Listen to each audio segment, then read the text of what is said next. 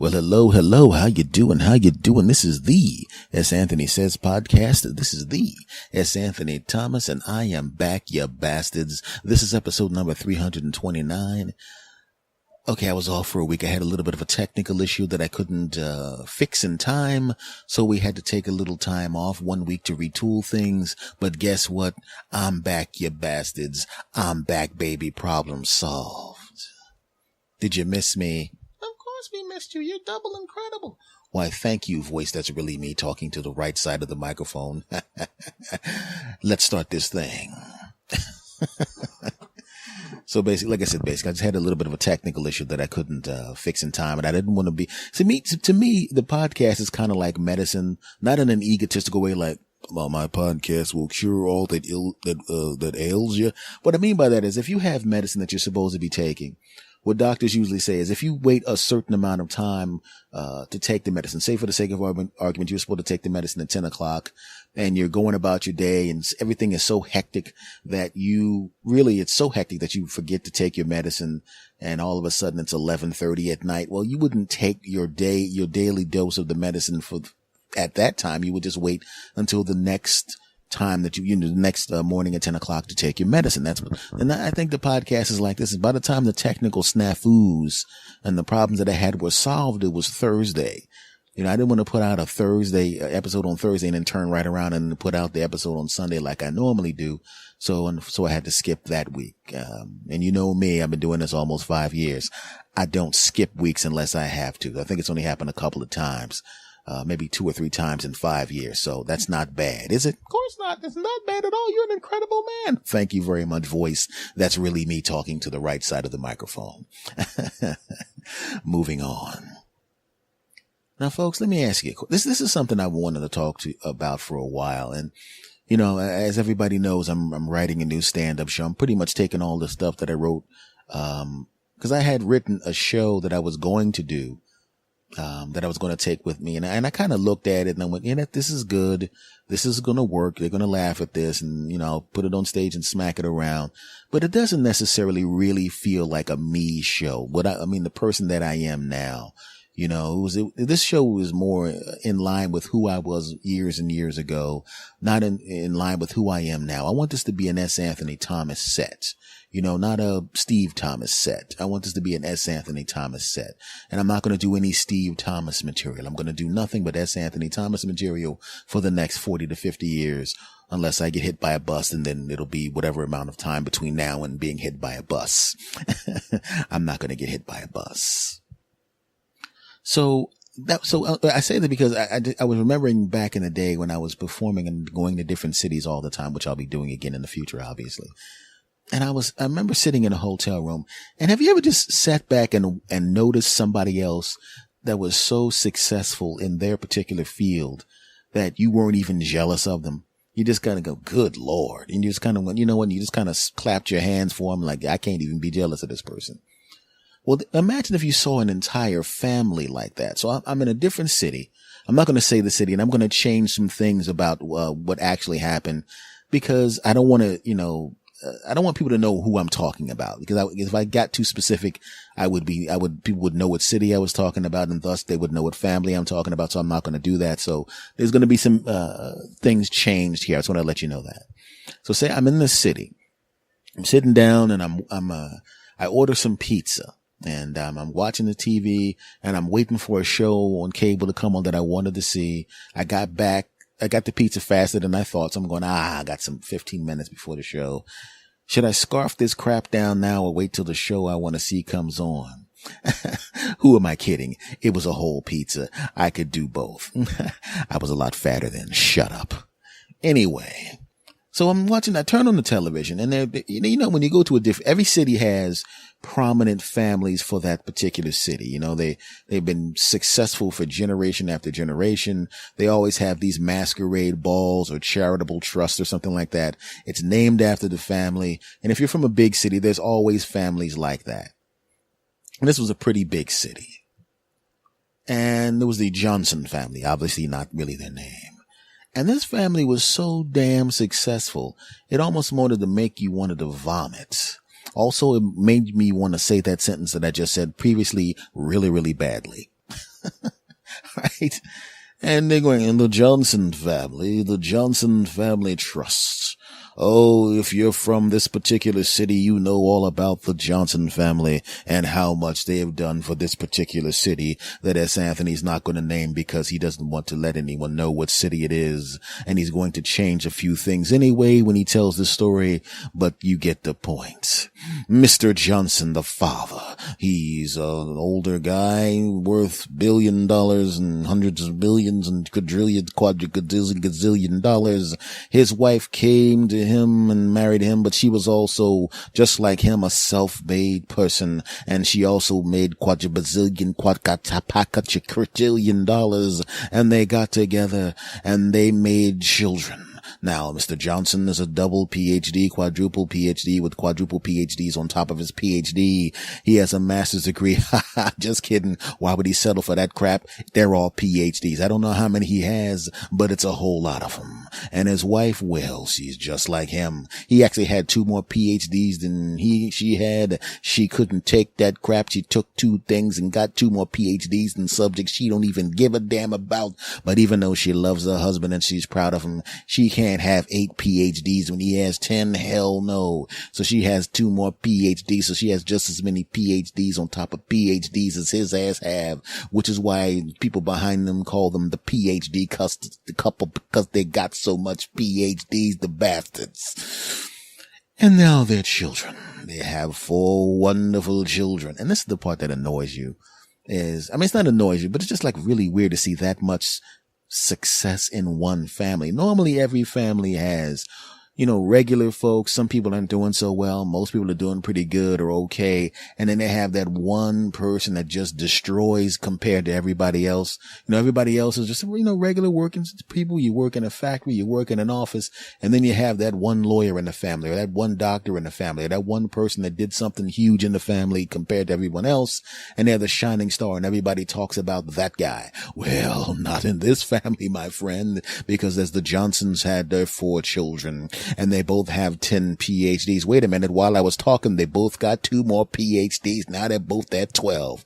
Calm down, jackasses. We get the point. You got all the money. You still look good for your ages. You're obviously still banging each other because you're feeling each other up when we weren't looking. Just calm down. You're making us all sick. Anyway, let's talk about their 4 children. Their oldest child is a boy. Their son, Mr. Johnson Jr., and guess what? He has 5 PhDs, with the PhD on top of the PhDs. Their oldest daughter, their second child, she can't take that crap. She's just like mommy, and she can't have her older brother, who she loves dearly, have more PhDs than she did, so she overachieved and got 5 PhDs simultaneously to catch his ass. And then, in addition to that, they're both double doctor, quadruple lawyers. Oh man, that family's accomplished. I'm pretty sure, that's just a fluke. You can't have 2 kids that are that accomplished and then have a total of 4 kids. I'm sure the kid after that, the third kid, oops, wrong again. 4 PhDs, and he's also a double NASA scientist, quadruple microbiologist, double doctor lawyer. Wow, this kid's even better than his older siblings, and his mom and dad are proud. That's fantastic. Well, if you got 3 kids that are that successful and over the top successful and quadruple mega overachievers, I'm pretty sure child number 4 is just as what? Bachelor's degree? Oh. Wow. So you going for your master's? No? Quitter. Well, your parents are billion, gazillion, gazillion, dizillionaires. Your brothers and sisters are millionaires heading towards dizillionaires. I'm pretty sure, okay, maybe you don't have your master's degree. You just have a bachelor's degree, but you're probably some kind of double genius, quadruple genius who invented something, like those guys that drop out of college and then they go off and invent Microsoft or Google or some crap like that. I'm pretty sure you own a small business. Wow. Mr. Johnson, Mrs. Johnson. Yes. This film, we're doing this documentary on you about your double and quadruple and double and quadruple and quintuple incredible family. And, your kids, 3 of them are fantastic and double, quadruple, incredible, just like you. But, this last kid, your youngest kid, He has just a bachelor's degree. Oh, no. Don't say that out loud. Don't say it out loud. Just let him, just shh. There's no reason to say that out loud. Yeah, we really kind of, we don't want people to know that he just has a bachelor's degree and he doesn't have a quadruple and double incredible, quadruple incredible stack of PhDs like all the rest of our winner children. Well, I was just wondering if there's there's really enough. I mean, most people would love to have a bachelor's degree. Yeah, but most people aren't the Johnson family. We make PhD, quadruple PhD. In fact, they're literally going to change it from PhD to Johnson HD. We're still working on that. Yeah, we're going to do that. Okay. So what do you want me to do with your youngest son?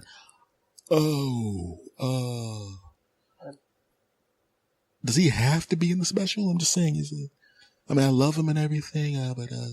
So you're implying but I mean, people know you have 4 children. No, not really. We just said we have some kids and we said our kids have PhDs and stuff. And then we kind of gloss over that. Yeah, we don't really talk about it much. Oh, wow. I already took the photos. You've heard of Photoshop, right? You want me to Photoshop your youngest child? I'm not saying that. I'm just saying that if we did want that to happen, you do have the ability to do so. Oh, well, sure, I could. I'm unlike your youngest child. I also have I have a master's degree. Well, a master's degree, no PhD. Hey, I ain't one of your kids. Calm down over there. Oh, no problem. So what do you want me to do with the youngest kid? I don't know. Honey, are you sure you didn't cheat on me with someone who's just very smart? No, that's your child, damn it. Yeah, and it kind of looks like me too. God. Thought I had an out there. Oh God, this is getting embarrassing. This is getting really uncomfortable. I don't even necessarily know. I'm just a reporter. I'm just trying to do this documentary on you guys. If you really think about it, he's the youngest. So basically, if you just have him on the special with you and everyone else has PhDs, then people will assume that he's on the way to a PhD, if that's really what's bothering you. Yeah, other kids all had PhDs by 15, so no. Yeah, they're really, really super smart like us. He's just very smart. Wow. I'm not going to judge you guys. I'm just going to look, you don't treat him differently because he doesn't have quadruple and quadruple PhDs. Oh, of course not. We never treated him different. Yeah, you do, Dad. You did treat me different. You're treating me different all the time. You treated me different. All right? You should see how they treat me. Oh, what do they do to you? Okay, the other time I came home, right? I told them I was very, very proud to come home for Thanksgiving. I show up in my Mercedes. Yeah, base model. I know it's a bit... I make $250,000 a year after taxes, Dad. Is that all right with you? Oh, my cars all cost more than that. Oh, come on, man. Look, I don't really need to be in the middle of this. Can I just talk to your son for a while? Yeah, you can talk to him as long as you want. Keep his ass off the special. Wow. Sorry, guy. So what's going on here? And they think less of me because I don't have their level of education. But I think compared to most people, I'm doing pretty good. I think $250,000 a year after taxes. And I think that's pretty good. The thing that annoys me the most, and this is really embarrassing. I go home for Thanksgiving dinner. I'm hanging out with them. First of all, they make me park 2 blocks away. First of all, they have 5 cars there, right, with everyone's family, right? And, there's 7 spaces. There was a place to park right there. And then, they had all the places and signs outside that said PhDs only. I'm going, ha, ha, ha, very funny. And I tried to park, and then they had security usher me out, and they had someone tow my car 2 blocks away saying, "And come back when you have some real education." Wow. Did not know I had walked into the middle of this. Yeah, we're not done yet, buddy. All right, I go inside the house there, right? I'm sitting there. I'm trying to have a pleasant conversation with my parents. First of all, they would not look directly at me. Okay? They would not look directly at me. They close all the windows every time I walk around the living room talking about they don't want people to know that I'm there. Right? Somebody came in the house to borrow some sugar, and they told them I was part of the wait staff. And I'm going, "Wait staff, I'm your son." And they said, "Stop it, Bow. You've been working here for a long period of time. You're like family, but you're not really family." And that was embarrassing. Whoa. Yeah. Oh, I think I got enough footage. You don't have it. No, you don't have enough footage. Damn it. I'm not done talking. Anyway, so I come down to sit to have dinner with them. All right. This is incredible. I'm trying to have food. I'm trying to eat with my family. They made me sit at the kids' table. They had a sign on the back of the chair where I should be sitting, and it said, only if you make $2 million a year. I don't make $2 million a year. I make $250,000 after taxes. Yeah, I know you've probably said it like 6 or 7 times. Well, do you make $250,000 a year? I don't really see how that's important. Oh, wow, maybe you're too broke for me to talk to. I'm just kidding, buddy. I'm just kidding. I make about $110,000. Wow, loser. Whoa, see, you're doing to me the same thing they did to you. I'm sorry, you're right. Let me just say, anyway, so I'm trying to eat dinner with my family, all right? And I'm sitting there, and they're trying to make me sit at the kids' table. And I said, damn it, I am not sitting at the kids' table. I'm a part of this family. Just because I don't have a PhD like the rest of you jackasses does not mean I don't deserve respect. And they said, all right, you can come sit at the table. So I finally sit down at the table, and they say grace. And they end the grace with, we'll pray for the loser at the table. I'm like, wait a minute, I make $250. They said, well, they said it back to me. We know $250,000, you know, taxes. Mocking me. You sound kind of hurt. I am hurt, damn it. Right? I heard my mother and father in the room in the kitchen. They were bringing in the turkey. And they were making the plates for everybody, and they were going to bring the plates out. I'm going, why are they making the plates in the back? And I overheard them saying they wanted to have everybody sneak into the kitchen and spit in my plate because I'm such a loser. Whoa. I'm starting to think that maybe this documentary is taking kind of an ominous turn here. And I was a little uncomfortable in the beginning, but to be honest with you, I think I'm going to make a whole lot of money off of this thing. So much so that I'm going to go back to school. You're going to go back to school? Yeah. I have a master's degree, but I'm going to get my PhD so I can be like your winner family and not like a piece of shit like you. Oh, this is some bullshit, man. I'm not signing the release. You already signed the release, punk. Okay, I went a little far with that, but you understand what I'm saying. Right? Every family has a black sheep. You have a black sheep in your family, and if you may be the black sheep of your family. I'm not the black sheep of my family, okay? But that's just the way it is, man. But if you're the black sheep of the family, it's really, really a weird thing because everybody kind of focuses on you. And if you're outside and you're a friend of the family or an acquaintance of the family or neighbors of the family, it's uncomfortable. But if there's a black sheep, the black sheep kind of goes away. Right? If it's a criminal black sheep, everybody shuns the criminal black sheep. If the black sheep's just an asshole, the black sheep goes away. If the black sheep is just kind of a quote loser unquote, they kind of disappear, but they're kind of harmless, right? What I started to see and what I started to notice was a lot of people don't necessarily just have a black sheep in the family. They have something that is actually worse than having a black sheep in your family. Only thing worse than having a black sheep in the family is having several semi-a-holes in the family, right? Because if a black sheep is in the family, you can almost kind of track the black sheep. You live in New Jersey, the black sheep lives in Florida, right? You have common friends. So you kind of know that person's not going to come around, right? They'll probably be too ashamed to come around. Or when they come around, everybody, Bill's in town, oh shit. And you can warn all your relatives. You know what I'm talking about. But what about you come from a family where about 5 or 6 people in your family are semi-a-holes? You can't track 5 semi-a-holes, can you? Of course you can't. And semi-a-holes are semi-a-holes because sometimes they're a-holes and sometimes they're not a-holes. So you don't know which person you're getting. You don't know whether you're getting the nice version of them, the nice them, the pleasant them, or the a-hole that starts problems. You're having a nice dinner at your house. The semi-a-hole shows up. You got your guard up. You're ready to throw his punk behind out of your house when he starts acting like a jackass. But he's been pleasant. He comes into the house at 4:00. You're going to have dinner at 6. You're wondering why he's there early. You're going, oh no, he's here to start trouble. It's now 4:30 and he's been funny and charming. But you still got your guard up. You ain't letting that punk fool you, Jack. You got your guard up. It's now 5. It's been an hour. He's been pleasant. Okay. Here comes the alcohol. The alcohol's coming out. You already got Uber on your phone. You're going to Uber his drunk ass home. If he gets drunk, it's 5:30. He's only it's the same beer.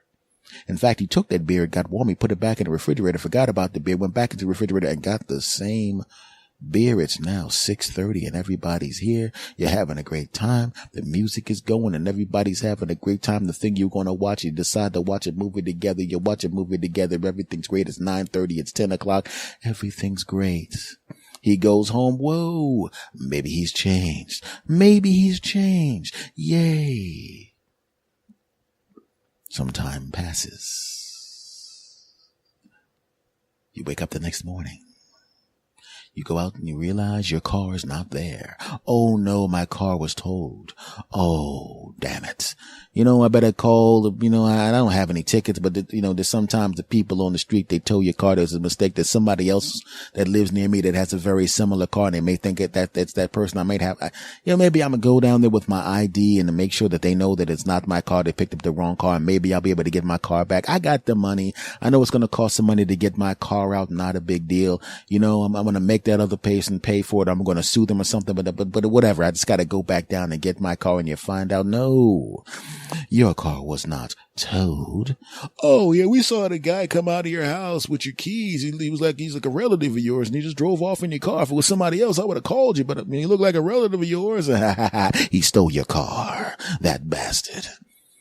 Now you don't know whether to call the police or not because you don't want to get him arrested. You don't want your relative to go to jail. You want to beat his ass, but you don't want to go to jail for beating his ass. And you don't want him to go to jail for stealing a car because you don't want him to go to jail. You don't want to do that. He's a relative. You grew up together. You don't want to do that. You call his house and he's like, I don't have your car. And you're going, I'm calling you from my wife's car, looking at my car in front of your house. In fact, I can see you in the window. Don't close the window. I already saw you. And then he comes out.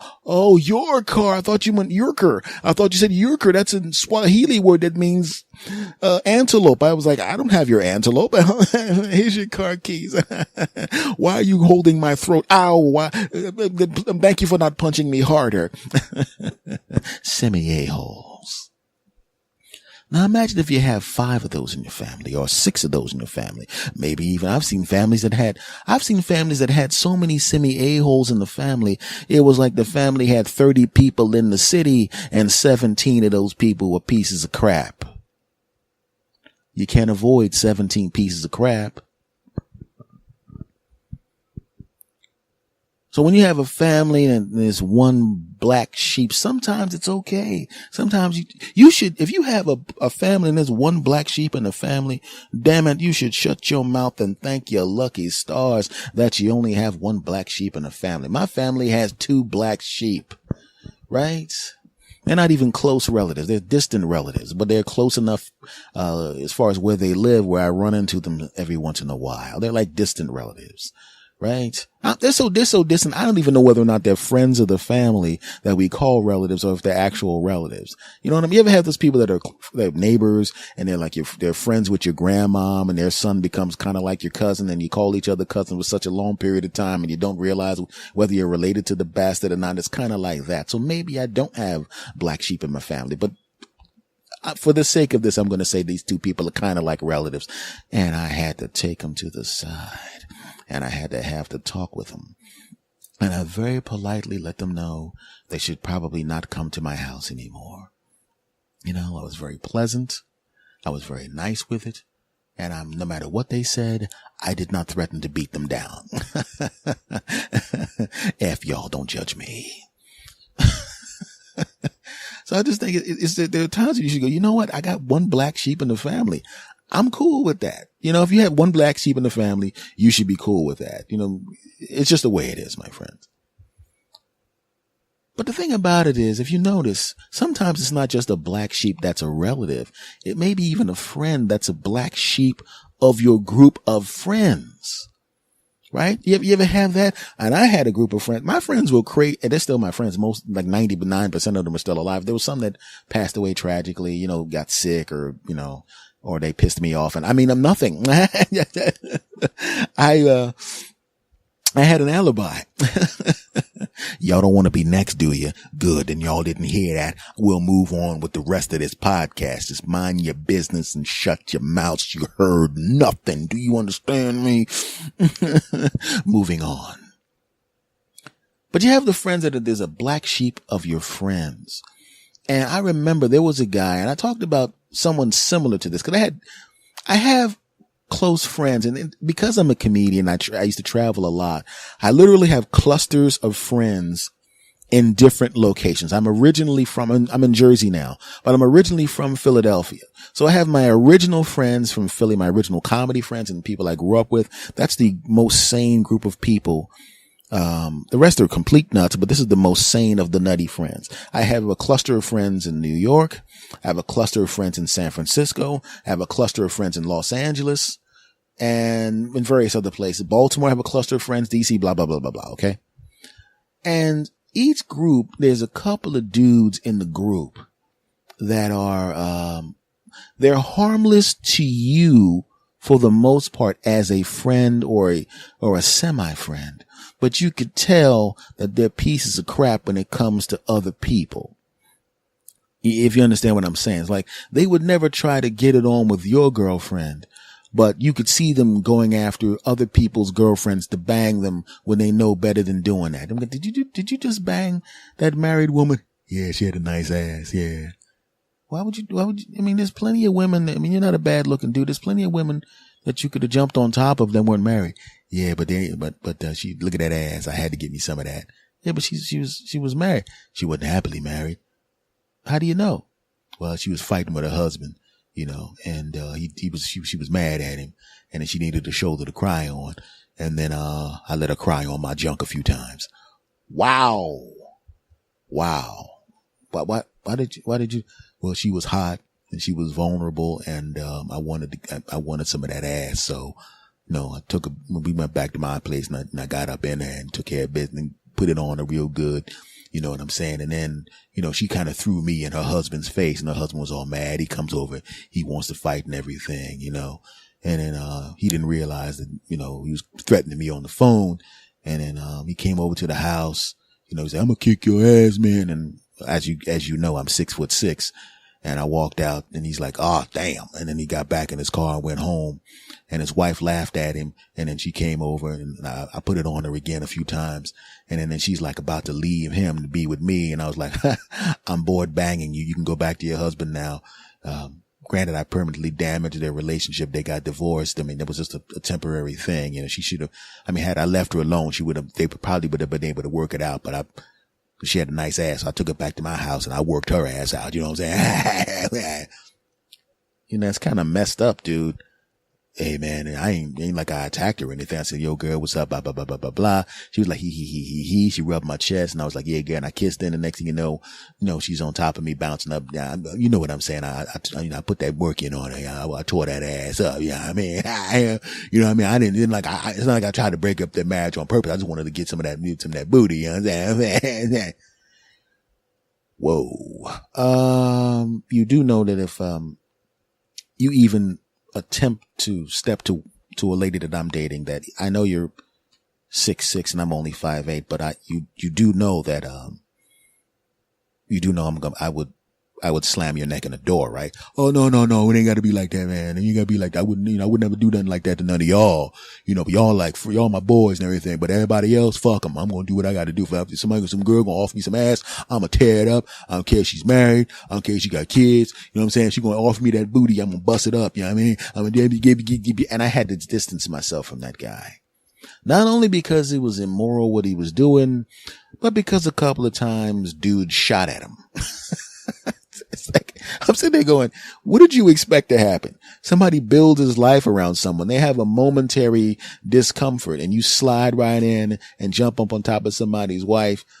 And then she goes and she feels bad and she's feeling guilty because she had a momentary lapse where basically she should have just been complaining to her girlfriends and then gone back to her husband and fixed the problem, which wasn't really a major problem, just at a bad time.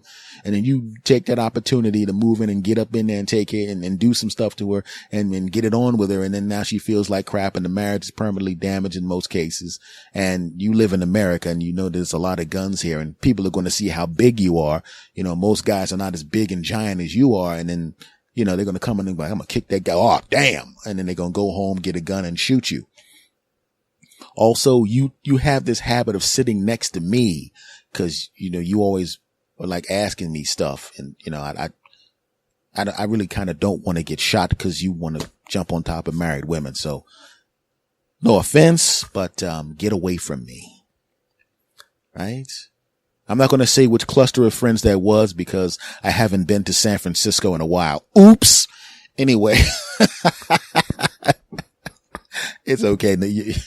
It's okay. Everybody knows who he is and that's okay. Y'all don't know who he is and you'll never know who he is because he's not in the business. And it's okay to talk about this because, yeah. Right. But we have this. Sorry. I'm sorry. Never mind. So, like I said, you have these friends that are the black sheep of your friends. And it's really weird because what I started to notice as I got a little older, when I got to maybe my mid 20s, was that when you have that friend that lies a lot and does all sorts of stupid things and they lie to you all the time, it's kind of like having a secret agent. You're a government entity and there's a secret agent from an outside place trying to steal your secrets. Like this guy had another group of friends that was not our group of friends. They were comics. We were comics. He was kind of a comic. He wasn't that great, but he was good enough where, you would book him again if he did the job. If he would show up, he would do a nice job. You'd book him again. He wasn't the kind of person where like, this guy's the greatest, but he was good enough where he could get return gigs. So we were trying to set up some things with my group of friends. And all of a sudden, the other group of dudes were like, had moved in on the things that we were talking about. And I'm thinking, oh man, you know, we're not the first people to think of doing this particular thing. You know, I mean, I've had some good ideas and if, you know, maybe it's parallel thinking, you know, never really gave it a thought, you know, not a big deal. They beat us to it. Not a big deal. And then it happened again. And I'm going, man, that is weird. And then it happened again. And I'm starting to go, well, let's see here. This guy, and this guy have never, ever betrayed me under any circumstance at all. Never. I've always been able to trust these four guys, but that guy's the new person to the group. Now, I'm not going to say just because he's the new person to the group, but let's be honest. The original four are with me, and this fifth guy, this guy is new. And this guy does do some shady things. He's never done shady things to us, never done anything shady to me that I know of, but I'm wondering, right? So somehow I got a hold of the other four dudes, got them alone. He wasn't there yet. And I told them what I was thinking. And they were saying they were thinking the same thing. And I said, that means he has a lie pattern. And now that I know what his lie pattern is, I can use his lie pattern against his punk ass. So I wanted to set up some shows with my people, my boys. We were going to be on the show all together. We were going to make some money. There were some bars I wanted to play that I knew they paid good money, and we were going to line them up. We were going to stack them during a lot of times in comedy, what happens is in the summertime, unless you're booked, unless you're an established person, it gets kind of dry because those summer shows are booked in advance because they want to make sure they got the money right and have the booking right. And these bars are similar insofar as I like to stack them back to back to back to back to back to back to back. And other people tended to want to just hit this bar or hit this nightclub or hit and kind of I wanted to stack them together. And it required a lot of effort to do so. And it required me making some phone calls. I didn't the guys didn't have to do any of that crap. I said, you just show up. I'll tell you where to be. We'll make the money. We're going to split the money evenly. We're all going to do exactly the same amount of time. I'm not going to take more money because I called what difference does it make? You know what I mean? And then I said, okay, let's test this guy. So what I started to do was I started to give fake bar names. And these bars were bars that were notoriously horrible. I mean, they paid pretty well, but you did not want to be in those places if you did not have to be in those places.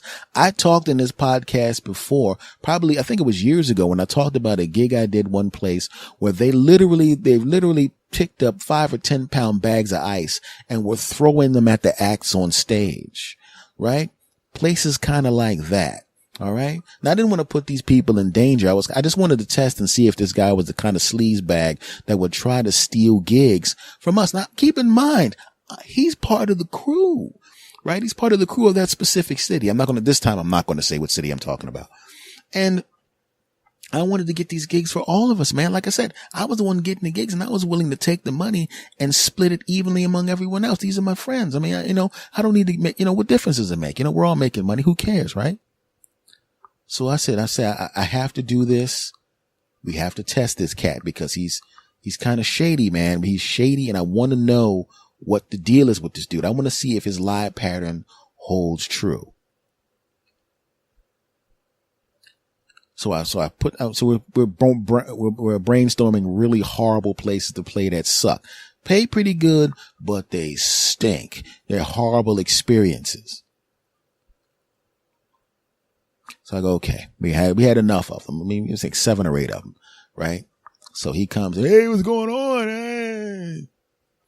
Hey man, what's going on there? We got these things that we're all trying to talk about whether or not we're going to do these gigs, man. We've got these gigs together and I figure we're going to line all these gigs up, man. We got to get in there and get established in these places, that way. I mean, we don't want other comics to not work or anything like that. We're going to make sure we share the information, but let's keep it real. We're part of the same crew and we have to make sure we get in there first because that way once you get into the booking cycle, once you get in there and you go in there and do a great job, before you walk out of the building, you will get booked back the next time. So we're always going to be in the cycle and we're never going to have to worry about trying to work our way back in. We'll just be part of the groove. Oh yeah, that sounds pretty good. How about you guys? Yeah. All right. So these are the places. Leave a little piece of paper on the table. I said, everybody, I want you to have these phone numbers and everything. You don't have to call them. I'll take care of everything, but I wanted you to be able to get in contact with them. Like say for the sake of argument, you're running late. You know what I'm saying? Or something like that. Or you need to make some kind of accommodations, that have nothing to do with the booking, cause like I said, I'm the one that has the relationship with these dudes.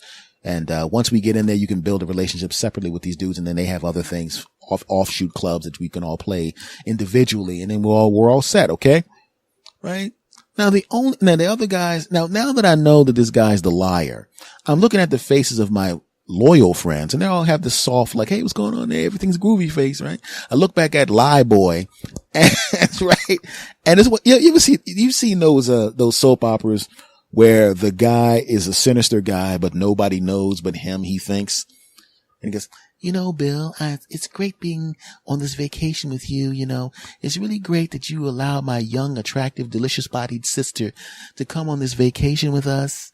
She really needs to get away because she's really having a hard time and she's really vulnerable after that breakup, and the guy she broke up with is really upset with her because, well, she's a nymphomaniac who has a problem getting pregnant. I mean, it's really a problem. So what you're saying is your sister with the delicious body is a nymphomaniac. And say for the sake of argument, if someone was to have lots of sex with her and ejaculate inside of her delicious young vagina, her delicious 25-year-old vagina, there's a 0% chance she can get pregnant. Yes, she can't have children. Oh, really? So what you're saying is that she wants to bang constantly with her gorgeous body and that he's probably left her because she has the venereal disease, right?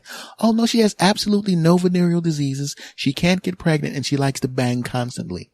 Wow, that's pretty interesting.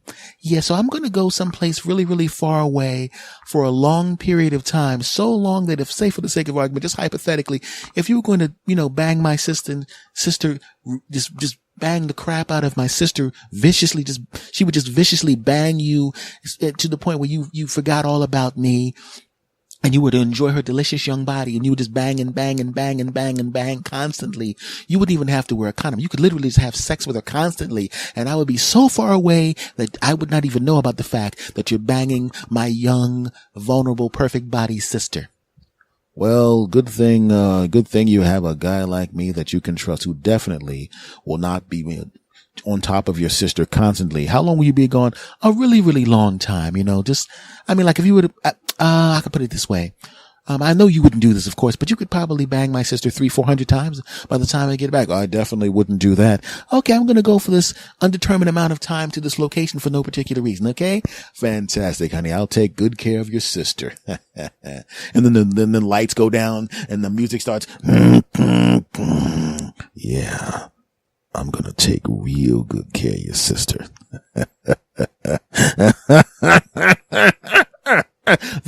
He had a look like that on his face, bastard.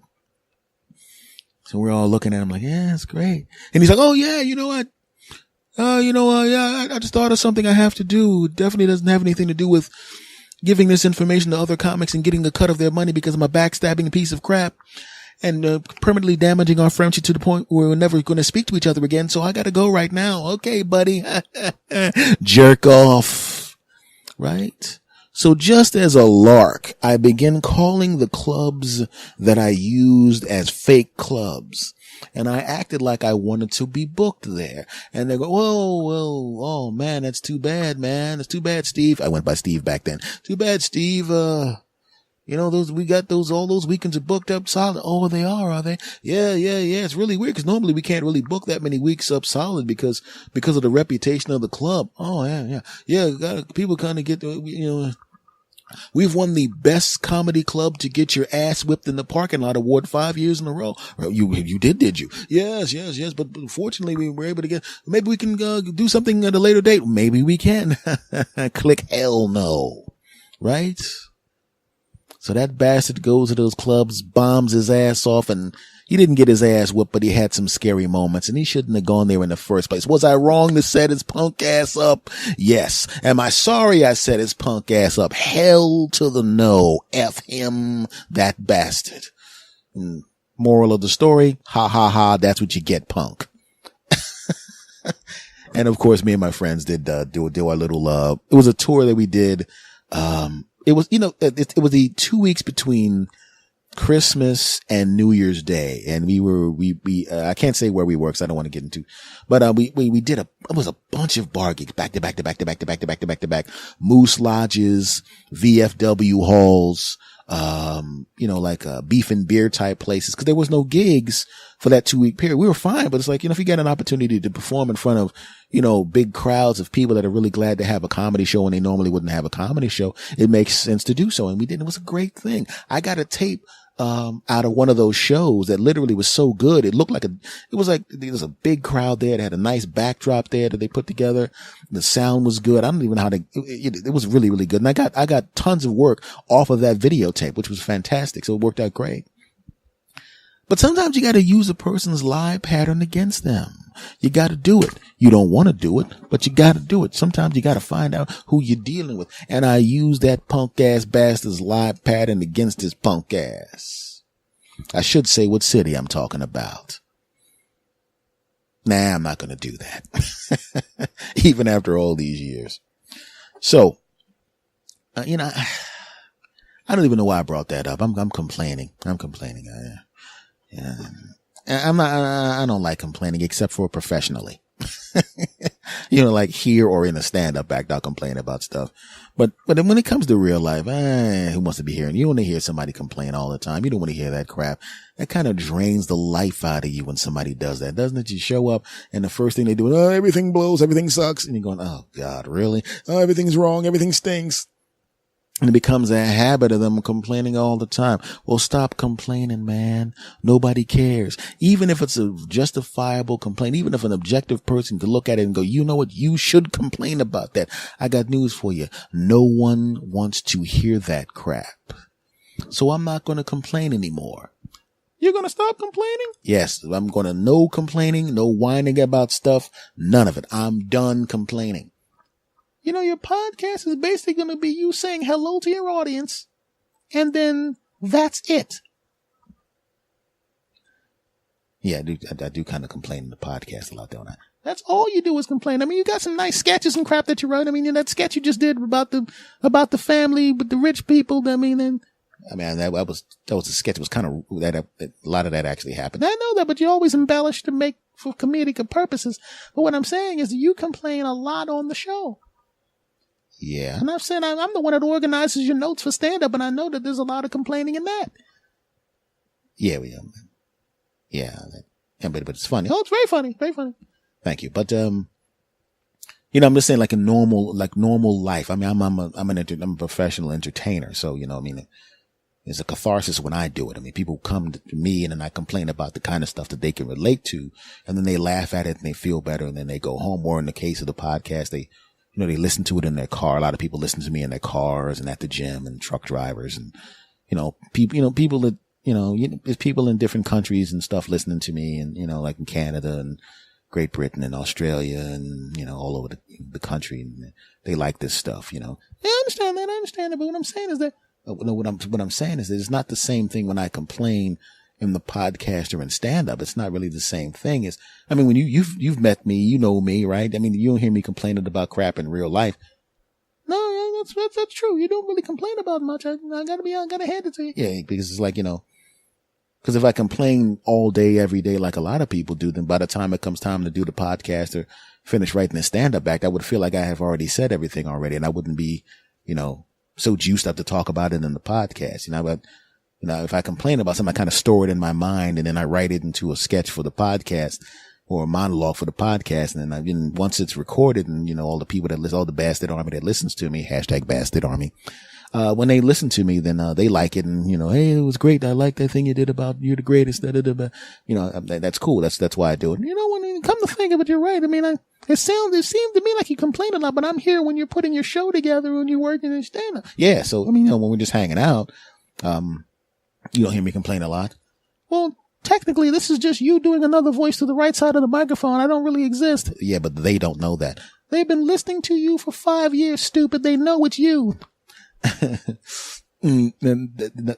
Anyway, folks, I just want to say thank you for coming. This has been episode number 329 of the S. Anthony Says podcast. Unless my equipment blows up, there won't be any more delays. There won't be, I've never had a delay, but there won't be any more, weeks off if I can help it. Because, like I said, I had a really bad technical problem that just took me such a long time to fix. There was nothing I can do about it. So I apologize for that. Cause like I said, I like to do a podcast every week. Even when I go back out on the road and I start performing, the sound quality might be a little different because I'm probably, depending on how far I go, I'm probably going to have to podcast, from my phone. So I'll have to do it that way. So it might be a little different, but for the most part, I'm going to try to do one every week. Unless I become a really big star, then, how can I put this? The hell with you losers. I mean, no. I meant when I just said the hell with you losers, I was talking to somebody else who was in the office right now. His name is Frank, you losers. So I was just saying to hell with him. Definitely wasn't talking about y'all because that would be wrong. Fake voice. Could you say something to distract the people from the fact that I got caught? No, bro. This is just you talking to the side of the microphone. And, since this is really just you, I also feel guilty for the fact that you just said that. Moving on. Folks, this podcast, forgive me, please. This podcast, is everywhere. It's on Stitcher Radio, TuneIn Radio, Spreaker, Spotify, iTunes, iHeartRadio, Google Play Podcast, and the home base is Podbean. So if you're not subscribed, please do so. And if you're not subscribed, do it. Get a friend to subscribe. Tell everybody you know about this podcast. You've been listening to this crap for 5 years, damn it. Tell everybody you know. Tell your relatives. Walk down the street and ask a person that's listening to their phone on their headphones, go, hey, buddy, what are you listening to? And they're going to go, I'm listening to this new album by, and then what I want you to do is go, turn that crap off and go listen to the S. Anthony Says podcast. I don't care what that crap is you're listening to, damn it. You're listening to S. Anthony Says. And then follow them down the street until you see them downloading my episodes. And okay, that'll get you arrested. Just recommend it to people. Don't do that. And also, I don't want to get sued if y'all do some stuff like that. So just politely recommend the show. Moving on. This podcast is everywhere, folks. So just do that. Now, there's a YouTube channel. I'm going to begin using that soon. It's S. Anthony Says. So go to YouTube, look up S. Anthony Says, subscribe, and hit the bell, the notification bell. I'm on Instagram at S. Anthony Thomas. Surprise. Facebook. Got my own page there. It's verified. It's S. Anthony Says. There's a blue check mark right there to let you know that it's actually me, actually my page, actually verified by Facebook, damn it. So go like that. And of course, I have 2 Twitter pages. One Twitter page is for me specifically. It's at S. Anthony Thomas, my name, at S. Anthony Thomas. Go follow that, you bastards. And this show, my podcast, our podcast, is at S. Anthony Says. Also follow that. Now, what I'm going to start doing is basically keeping all the podcast stuff, for the most part, on the podcast Twitter. I'll retweet a couple things over to the main page. But, I don't want to flood the main page with podcast stuff all the time. Unless I feel like it. Yeah, I said it. Folks, much love to you all, man. You've been with me for a long period of time. In October, I think October 22nd, will be the 5-year anniversary of this particular podcast. And I want to thank you guys for sticking with me for all this time. All my bastard army everywhere in every country. Thank you very much. Much love to you. Thank you for the email. Oh, okay. I almost forgot. How the hell am I going to forget to give you the damn email address? The email address. I know. Every time I say this, there's going to be somebody email. We've been listening to you all this time, man. We know what the email address is, but there's new people listening all the time. They might not know the email address, bro. So here's the email address. talktosanthony@gmail.com. TalkToSanthony@gmail.com. Okay. Much love to you all. I will actually be here next week to do another podcast. Yeah. Technical issues solved. Much love to every last one of you bastards. And I'm going to say goodbye to you the way I always say goodbye to you. I'm going to do it on the count of 3. And I want you to do it with me. Are you ready? Of course you are. Here we go. 1, 2, 3. S. Anthony